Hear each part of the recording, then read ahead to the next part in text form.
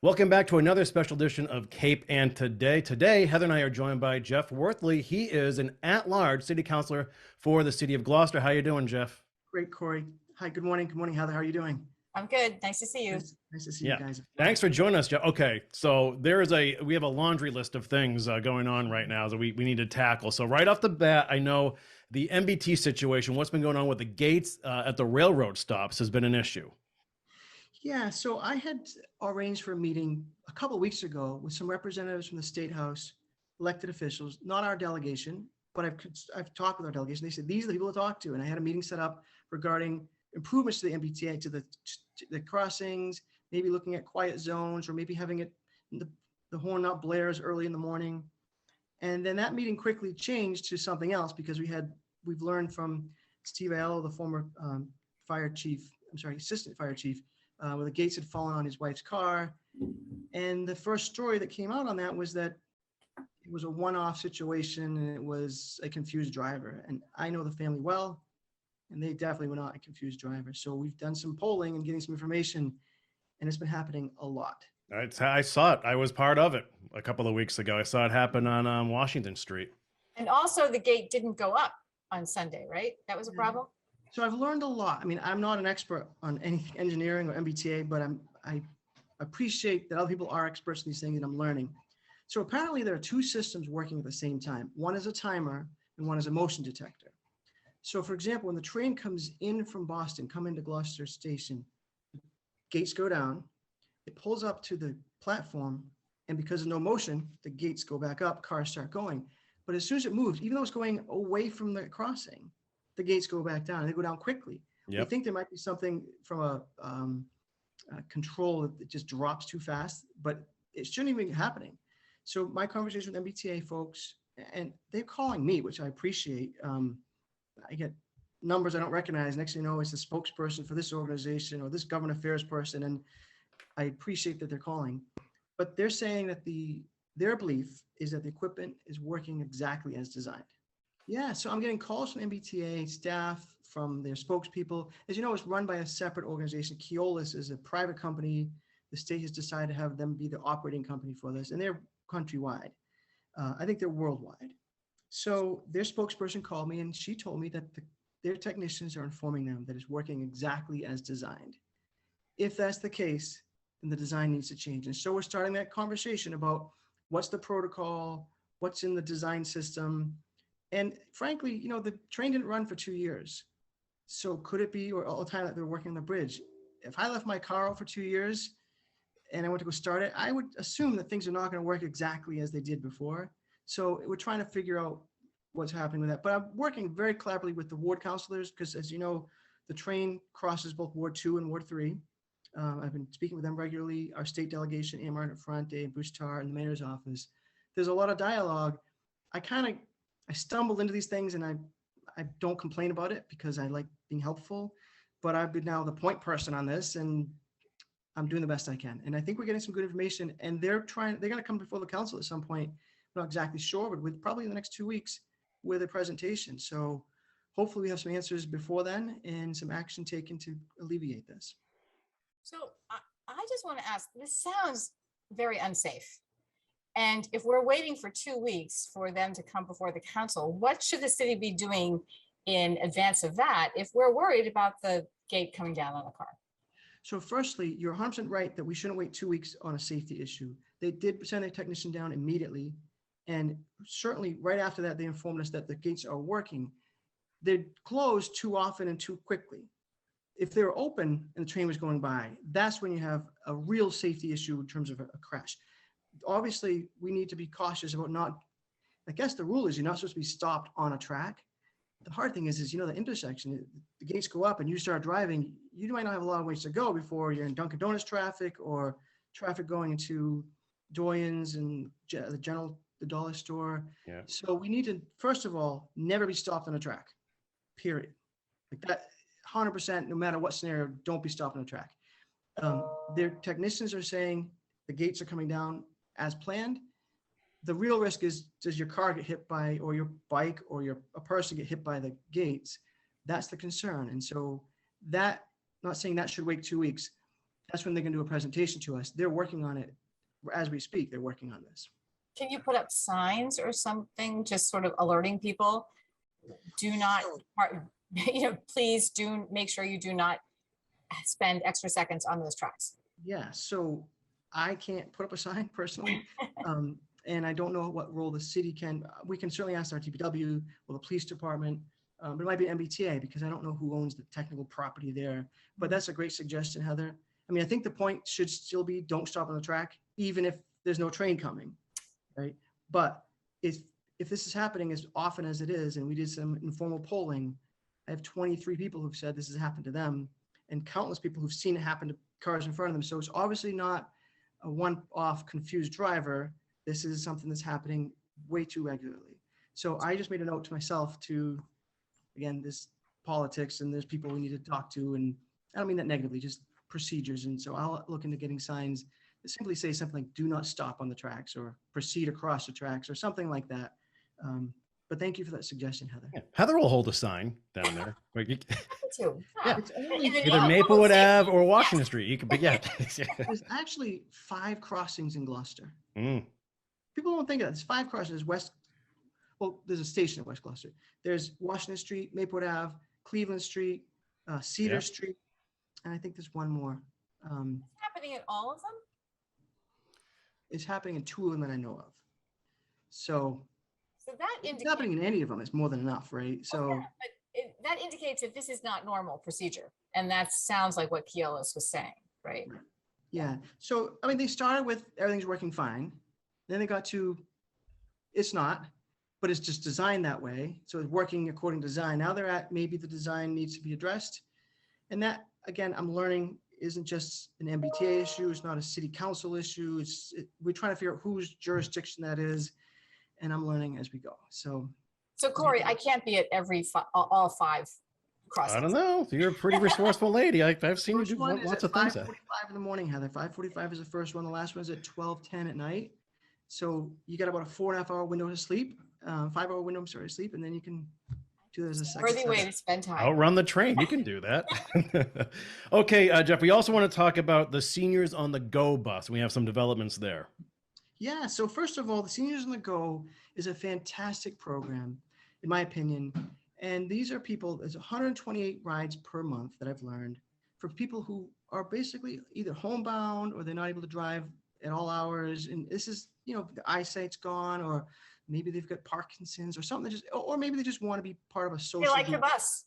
They might like the bus.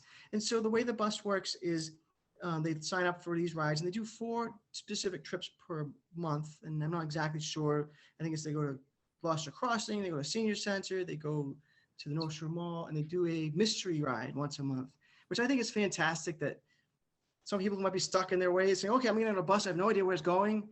But for them, it's the social impact of seeing the same people, their friends, that they may not see otherwise. And so that was going to be cut from this year's fiscal budget. The way it works is it's paid for by a state grant. That's a declining grant that runs out. And if a program works, the expectation, the city would say, this is important, it's effective, let's fund it. It wasn't funded this year. I fought for it to be funded. I failed, but then miraculously, they're funded by another grant that's going to last for another year. So the Seniors-On-The-Go bus is running, it's operating, people are enjoying it. Thank you to the mayor's office for stepping up to finding a way to make this work. It's actually run through the health department because the funding came from this grant called Mass in Motion, getting people moving. And they do more than just Seniors-On-The-Go bus. They do biking and bike trails and walking things and making sure that there's handicap access. So it's really high level, let's get people active and healthy. And so this is, in my mind, a lifeline for some people who otherwise would be homebound and they're still participating. This grant only lasts for 1 year. So we need to figure out if this program is working, if we're going to continue it next year and find the funding for that. And that's obviously is very important to me. And I think it's important to this council and it's important to this mayor. And so even though we had a little battle at times to get to yes, we got there. So very happy with where it's going now. Okay, Jeff, next up, what is going on with the floor hockey rink up at Stage 4 Park? So first thing is they're doing a remarkable job getting to a point where they're almost done with construction. Young Legends, which is run mainly through the two Carls, Carl Ellis Sr. and Jr., and a lot of volunteers have worked. They've done a lot of fundraising, a lot of work to get, I think the Boston Bruins have been a sponsor. They got some Community Preservation Act money, grant money, $100,000 from the city. So they're working very hard to get open. There was a stop order, and with respect to the mayor's office, he wanted to make sure that, and the city's legal team want to make sure that everyone knows who's doing what. You know, much like the hockey rink, you know, who's managing the schedule, who's managing the sponsorship, where's the money go, where's the liability? And those are good questions. I think it's a little bit unfortunate that it's coming at their 95% mark. And they're almost ready to be open, but they're working through what's called a memorandum of understanding. And my understanding is the mayor's office sent them something, and they're working to cross out some things, add some things, and there's a negotiation happening. So I wish both parties well on that. They're going to open, and I'm not an athlete. I play less organized sport. I played with Little League. I think I stopped at 12 years old. Who'd you play for, Jeff? I played for the Cleveland Indians. Oh, I was with the Red Sox. I must have missed you a little bit. Yeah. Yeah, I think you're a year ahead of me or two. Yeah. Jason Thompson, Joe Oh, yeah. Virgilio. Yeah, those guys Those are on my guys are team. good. Actually, Jeff I won. Lavasco. I remember all those guys. Yep. I was just lucky to be on, on the same team. I batted ninth, of course, and Yeah. I had a 0 batting average one year. It wasn't because I struck out. I was so small. I walked every time, so I never got a hit. I had the most runs scored, actually. Your on-base percentage is exquisite. Yeah. That's great. Anyway, so I'm not an athlete. I don't know organized activities that well. My kids play some things, but this is a very popular sport. It's not just in Gloucester. This is throughout the Commonwealth. Apparently, I mean, you remember years ago, maybe 10 years ago, 20 years ago, soccer was the big thing for a long time. Everybody played soccer. We got the Magnolia soccer fields. We got 5 fields that came out of a dump. And now this is like the newest, hottest thing. And I think what happens is we get hockey players who can't really get ice time, especially in the summer months, but in the spring and the fall as much. And they're performing better because they're doing the floor hockey as well.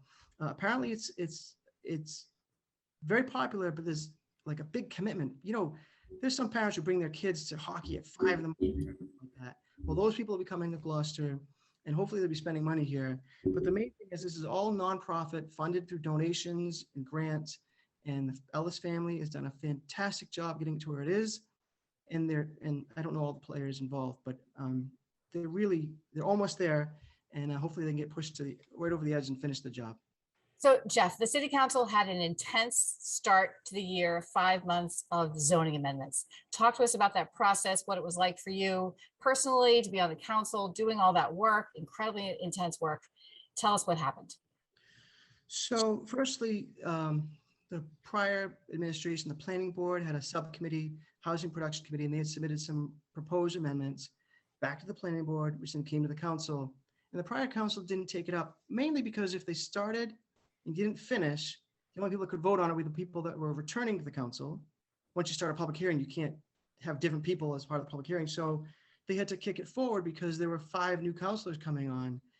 How do you pass something if only 4 can vote on it? So that came to us, and it came right out of the gate. I didn't know it was coming. I don't know how many of us did know it was coming. I don't think we would have anticipated how involved it was. In fact, Frank Maggiota, Ward 3 City Councilor and a friend of mine now, I told him right after the election, he said, so what's the expectation for how many hours a week will be working? I said, based on my prior service, I said 15, 20 hours a week.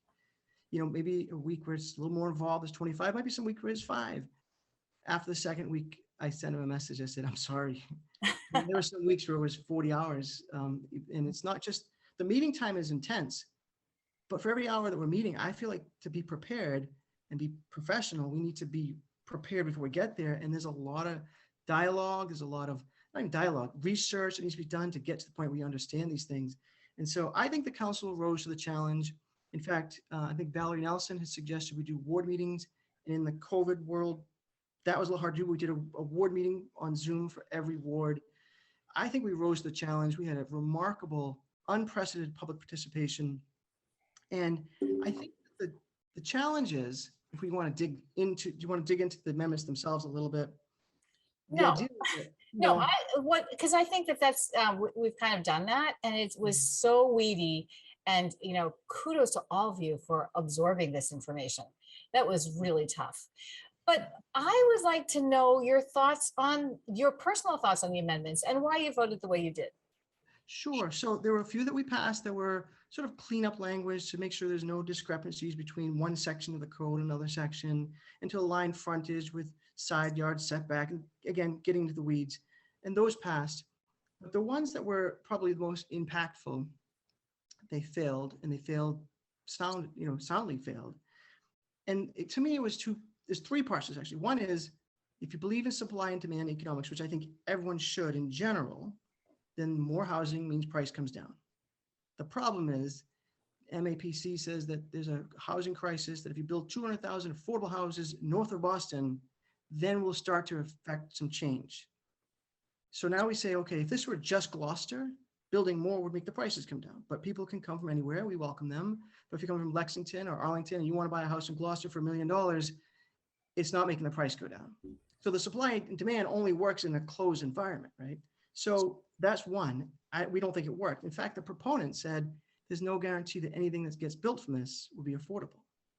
So if the people saying they want this are saying it's not going to generate affordable housing, then it's hard to sit there and say, yes, this is going to work. The second part of it is, I don't think someone should tell another person what they can and can't do in their property within some reason, right? Well, right now, the system works. 91% of people who apply to the zoning board get approved. And what they do is they notify their butters and their butters to their butters, and there's input. And what happens, this is not a rubber stamp, is that the zoning board forces them to discuss things with the neighbors. And in most cases, it's, oh, I didn't know that planting arborvitae here will make that problem go away, or having the light that shines in your bedroom facing a different way. And the neighborhood says, thank you, we don't have any problem with it, but we were heard. If that's working at 91% of the time, then I'd say the 9% is not working, are probably developments that might not be right for those neighborhoods, but the system works. Yes, it takes a little bit longer. Okay. Very nice. Yeah. To just say that a neighbor could build a 2-family by right, where I grew up, we had 5 cars for one house. It was just, there was 6 of us. We were all in colleges at a different time, 4 of us kids. And if you say to any neighborhood, there were 5 cars in your street, that's not really fair to people who are living there now. I think the end result, the council voted to support people's rights to be heard and supported the process that's working. So I was proud of the work we did. Good. Well, I have a follow-up question to that. And I think you've probably already seen that the community input about the $23 million in ARPA funds seemed to weigh heavily on the community wanting more affordable housing. Now, I realize that this is, a vast subject. So I'm just kind of asking, is there any way the council, do you see any role that the council has in facilitating affordable housing? So that's a broad question, but Yeah. I'm happy to answer it. Yeah. First of all, we do. A lot of this has to come and be led by the mayor's office. And I say that respectfully, not passing the buck, but we're on the legislative side. So we can make changes to the laws. We can change some of, like, I've got an order I'm working on that says if there's a means test, and I mean, if you come in and say, I want to convert my house to a 2-family, but I don't have the $350 for the permit, there's got to be some methodology that says, okay, if you're on Mass Health, or you're, some measurement that says I can't afford the $350 permit fee, that we waive that. And that might mean we have to raise the fees and the other one. So it's complicated a little bit, but there's a couple things we can do, but that's just going to scratch the surface. I think that the city needs to really get involved in a new master plan. The one we have right now is from 2001. By law, it's supposed to be required every 10 years. So the prior, again, not blaming, it hasn't been done, right? It needs to get done. But we have a lot of open space that's not designated as recreational open space. We're not talking about Stagefort Park. We're not talking about Ravenswood. But there's a lot of land that we should say, instead of just selling it or giving it away or selling the highest bidder, is there some mechanism that we can build small neighborhoods? I don't think the city should be in the building business, but we should be in the permitting business.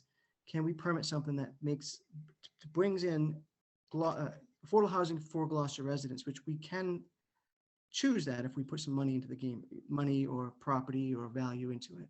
So it's a long ways away though. This is, if I had an idea that was workable, it would take 3 months before it got to see the light of day in terms of the process. So we're not going to solve the problem overnight, but it is a #1 priority. It came up during the campaign as a #1 priority. The mayor says number one priority. I think all the residents said the same thing and all the candidates said the same thing. We just didn't believe that the zoning change that were proposed were going to solve the problem. Gotcha. So lastly, Jeff, do you want to comment on, well, the folks you're working with in these days and your relationship with City Hall, and is everyone getting along this time around? So first of all, I served 20 years ago when I was 24 years old for 4 years. And I worked with some of the legends. I think I mentioned Gus Foote, Ab Kambadi, Al Sweckler, Dean Harris. It's some people that I've learned so much from. And this is the most effective professional council of the three. And I don't mean that to knock them, but this is a very professional group. We can disagree respectfully and keep moving forward and doing the city's business. And I also want to add, I've got a fantastic relationship with Mayor Verga. I call, he answers the first ring. If he doesn't answer, he sends me a text saying, finishing a meeting, I'll call you right back. And he calls back. He's very responsive and he's very helpful. I'm not going to say he works for me, but if I ask for something, if he can do it, he gets it done. And so I'm very appreciative of that relationship. And it's not easy being mayor coming in. There's no training to be mayor, right? You come in and you got to start the job day one and you're halfway through someone else's budget. You got to put your budget together. It's a lot. So I think we've got a good working relationship. But you asked if we're all getting along. I think it would not be right if we got along and agreed on everything, right? The city council by charter is the checks and balances of the mayor's office. So there has to be this place where the councilors feel like we can say we disagree and it's not going to come back and haunt us politically or be afraid of that. Sometimes being at large council, you have the advantage of, I don't know, a ward councilor needs city services to provide for their ward differently than at large councilors do. But I find it, and I was both. I was at large council before and a ward councilor. I think this council has a lot of courage, and the mayor's office has been respectful of our role, and we're respectful of their role. But there will be a time where we're doing this, but it's for the benefit of the taxpayer. And so there's no animosity, there's no hatred, there's no vitriol. It's just people trying to do the best thing they can for the better for the city. And sometimes we have difference of opinion, but it's a healthy, professional working relationship. And I think that the Zoom meetings we did for the amendments proved this council was very good at listening, taking input, and being collaborative with the mayor's office, with each other. I can't say enough good things with my colleagues in the city council. They ask for my advice from time to time. I don't think I'm batting 1,000, but I've got a pretty good effective rate on the city council on amendments I put forward or things like that. So it's going well. I'm enjoying it. I think we're all making a positive difference. So thank you for asking. Well said. All right, at-large city councilor Jeff Worthley. Let's continue the conversation soon. Anytime you'd like, Kory. Happy to help. You got it. Take care. Thank you, Kory. Goodbye. Interested in a sponsorship? Email sponsor@1623studios.org to learn more.